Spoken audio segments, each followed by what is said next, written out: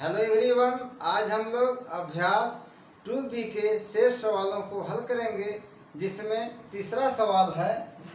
एक बाग में आम के 2304 पेड़ हैं। प्रत्येक पंक्ति में उतने ही पेड़ हैं जितनी कि बाग में पंक्तियां हैं। तो बाग में कुल कितनी पंक्तियां हैं? ठीक है ना। सवाल देखिए कितना बढ़िया है। यह सवाल हमें कम से कम 2 बार जरूर पढ़ना चाहिए। जब हम सवाल को समझ लेंगे कि सवाल क्या पूछ रहा है, तो हमें उत्तर देने में बहुत ही आसानी होगी। ठीक है। तो यहाँ पर आप देख रहे हैं कि लिखा है कि एक बाग है जिसमें 2304 पेड़ हैं, और उस बाग में पेड़ कैसे लगे हैं? तो ये वह इस तरह से लगे हैं कि जितनी पंक्तियां हैं उतने एक पंक्ति में पेड़ हैं। ठीक है ना। तो बाग में कुल कितनी पंक्तियां हैं, हमें पंक्तियां बताना है। ठीक है ना। तो हम मान लेते हैं कि माना बाग में कुल x पंक्तियां हैं।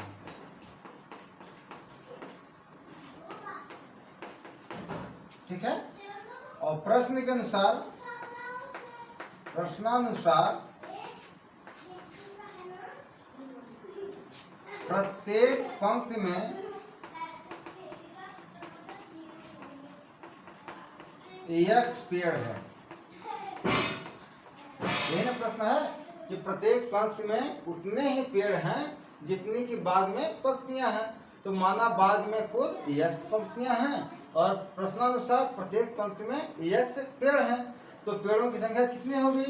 तो कुल पेड़ों की संख्या बराबर हो जाएगी x गुणे x बराबर x स्क्वायर। ठीक है ना। जैसे यदि एक छोटा सा हम बाग बना रहे हैं, जैसे इसमें 3 पंक्तियां हैं इस तरह से। ठीक है ना। और 3 पंक्तियां हैं और प्रत्येक पंक्ति में 3 पेड़ हैं इस तरह से।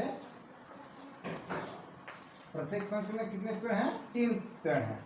तो अब कुल कितने पेड़ हुए? तो कुल पेड़ कितने हो गए? तो 3 गुणे 3 कर देंगे तो यह 9 पेड़ हो जाएंगे कि नहीं?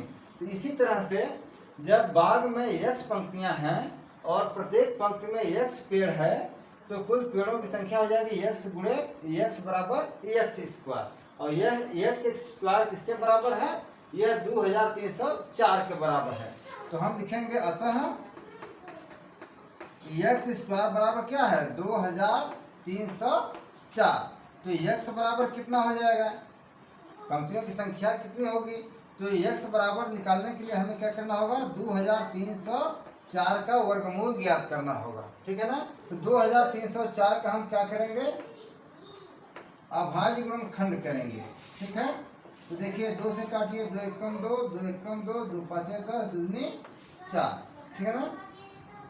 फिर 2 से कटेगा, 2 पाँचे 10, 2 साते 14 और 2 छक्का 12। फिर 2 से कटेगा, 2 दूनी 4 और 2 आठे 16, 2 तीन 6, सॉरी 2 दूनी 4, 2 आठे 16, 2 आठे 16। फिर 2 से कटेगा, 2 एकम 2, 2 चौके 8, 2 चौके 8। फिर 2 से कटेगा, 2 साते 14, 2 दूनी 4। फिर 2 से कटेगा, 2 तीन 6 और 2 छक्का 12। फिर 2 से कटेगा, 2 एकम 2, 2 आठे 16। फिर 2 से कटेगा, 2 नवा 18। फिर 2 से कटेगा, सॉरी 3 से कटेगा, 3 त्रिके 9 और फिर 3 एकम 3।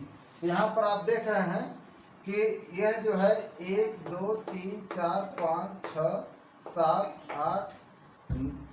8 बार 2 आया है और 2 बार 3 आया है। ठीक है ना। तो इसका हम जोड़ा बनाएंगे इस तरह से, ऐसे। तो यह बराबर हो जाएगा,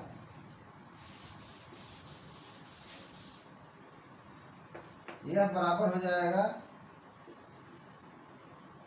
2 गुणे 2 गुणे, चलिए पूरा लिख देते हैं,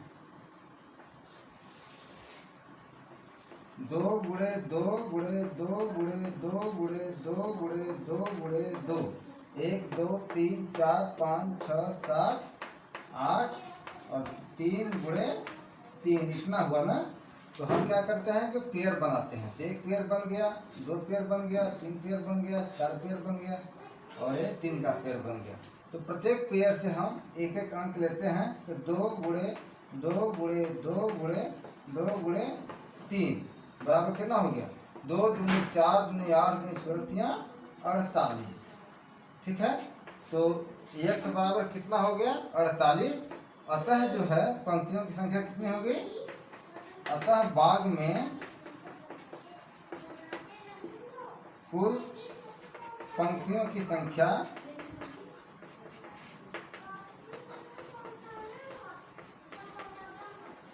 बराबर हो जाएगी 48।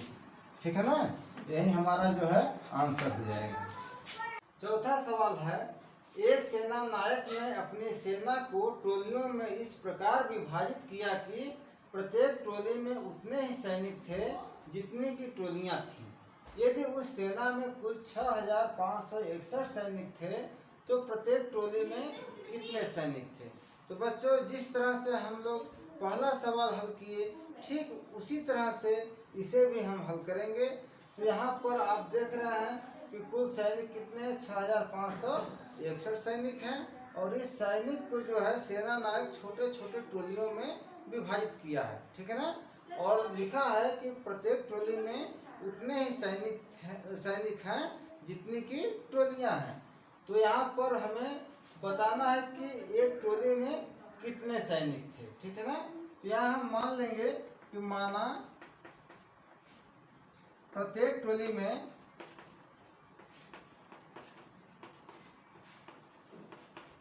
सैनिकों की संख्या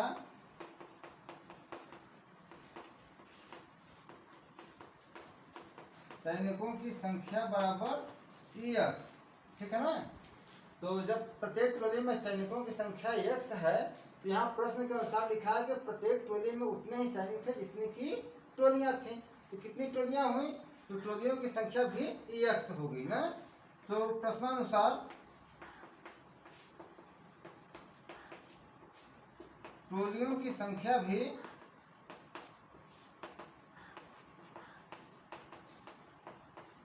x हो जाएगी। ठीक है ना, तो कुल सैनिकों की संख्या कितना हो जाएगा? तो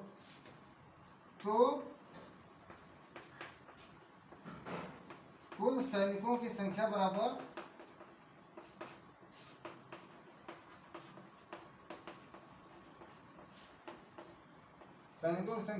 कितना हो जाएगा?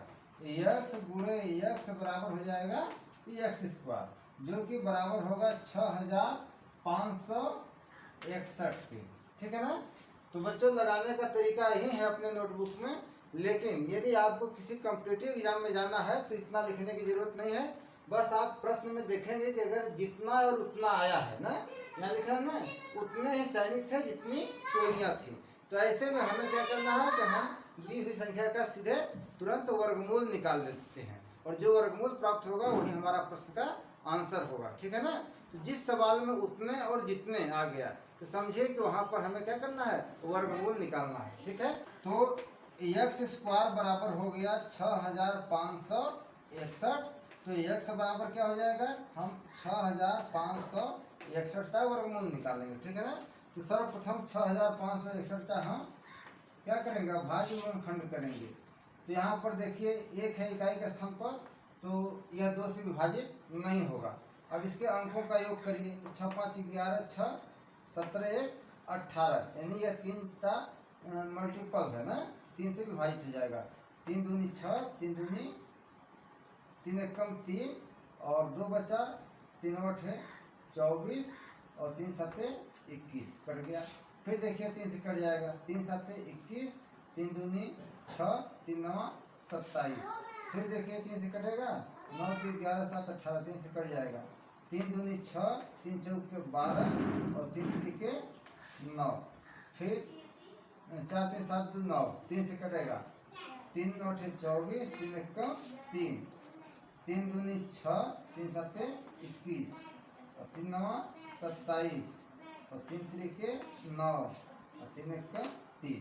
तो यहाँ पर आप देखें कि 6561 का भाज्य गुणनखंड हो गया 3 गुणे 3 गुणे 3 गुणे 3, 1 2 3 4 5 6 7 8 बार ना, तो 4 बार हो गया। फिर 5 बार 6 बार, 7 बार और 8 बार, इस तरह से हो जाएगा। ठीक है, अब हम क्या करेंगे कि हम इसका पेयर बनाएंगे समखंडों का, 1 पेयर, 2 पेयर, 3 पेयर, 4 पेयर, और प्रत्येक पेयर से हम एक एक अंक लेंगे।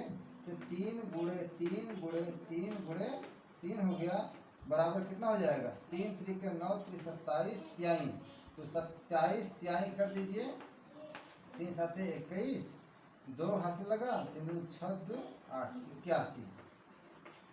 तो यहाँ पर आप देखें कि प्रत्येक टोली में कितने सैनिक थे, तो प्रत्येक टोली में जो है 81 सैनिक थे, यही हमारा जो है आंसर हो जाएगा। ठीक है ना, प्रत्येक टोली में कितने सैनिक, 81 सैनिक।